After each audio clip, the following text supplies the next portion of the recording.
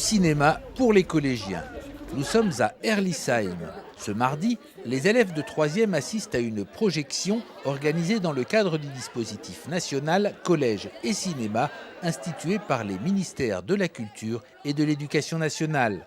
Une opération financée par le Conseil général du Bas-Rhin et coordonnée localement par l'association de salles de cinéma indépendantes Alsace Cinéma.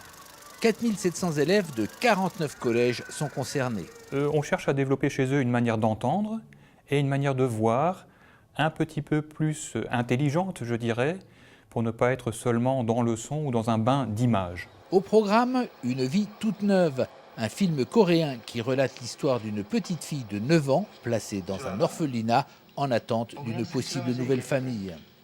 Un sujet bien éloigné de l'univers cinématographique habituel des adolescents.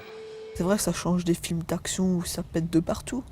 Là c'est vraiment, on est vraiment dans la réalité et affronter le sujet même, quoi. Pour pas mal de gens, ça les amènera sûrement à réfléchir et à s'imaginer la chance qu'ils ont d'avoir une famille. On a vraiment tout un panel d'émotions ou de réactions. On peut avoir le rejet total, ce qui peut se comprendre parce qu'ils sont dans un âge où on ne regarde pas forcément le type de film qui est proposé.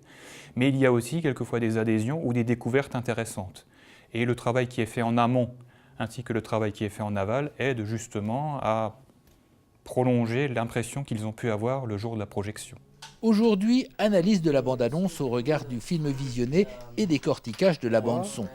Est-ce que vous avez l'impression que ça correspond à ce que vous avez vu?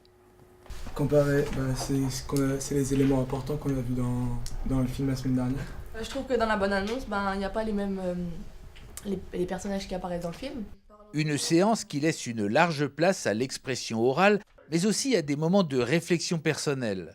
Et si le devoir est noté, gage de l'importance du travail demandé, la finalité de l'opération reste avant tout de développer chez les jeunes un regard critique sur le flot d'images qui a envahi leur environnement et de les ouvrir à d'autres cultures.